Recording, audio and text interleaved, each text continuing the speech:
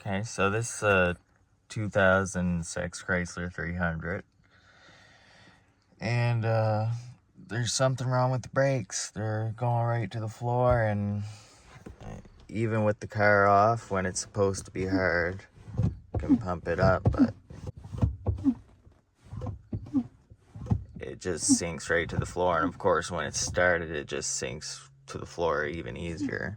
But it should be building up pressure there. There should be pressure. So if that happens to you, the first thing you want to check for sure is the master cylinder brake fluid reservoir.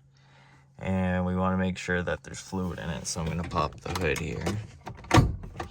And we're going to check for fluid, make sure there's no leaks.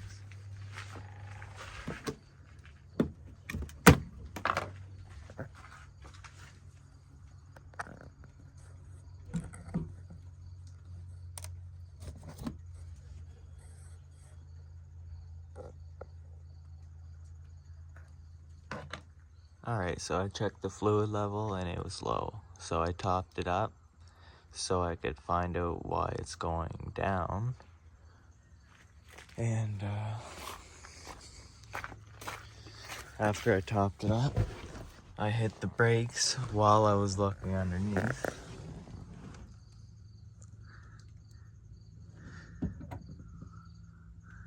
And I noticed a drip over there. See that? So that's where the brake lines run underneath the car. So I'm guessing one of those lines broke. So let's repair it.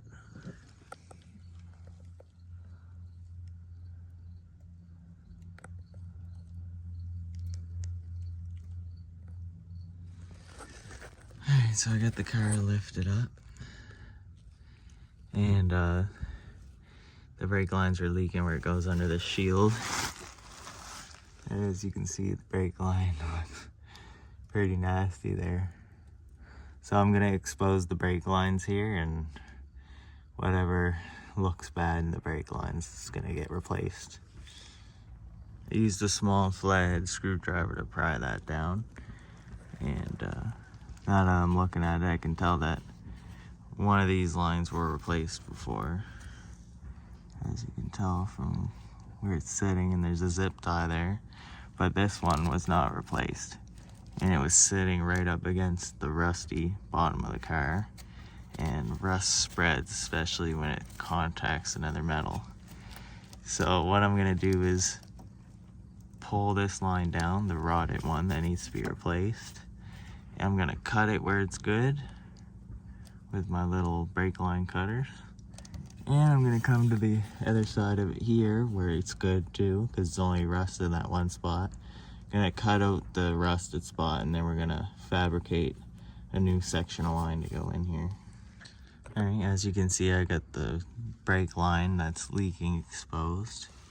Clearly that was badly rusted. So I'm gonna go down a little bit further where the brake line's not rusted at all.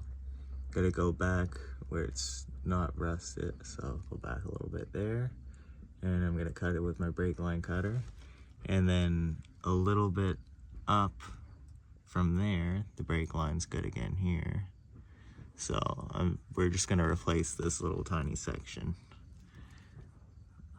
So yeah, I'm just gonna cut it to the proper length. I got a little piece of brake line that we can put in it, and then I'll start fabricating the ends so we can connect it. This is what I'm using to cut the brake lines. And then after we flare the ends, we're gonna put couplers in and connect this line. Okay, so I have the new segment of line installed.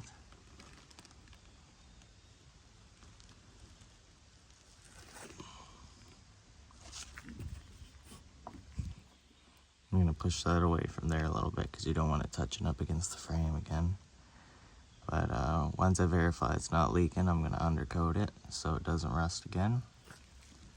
And then I'll put the cover back on. But I'm gonna bleed the brakes and make sure it doesn't leak first. Okay, so I got the piece of brake line replaced, and I bled the brake lines, and now the brakes are working good again.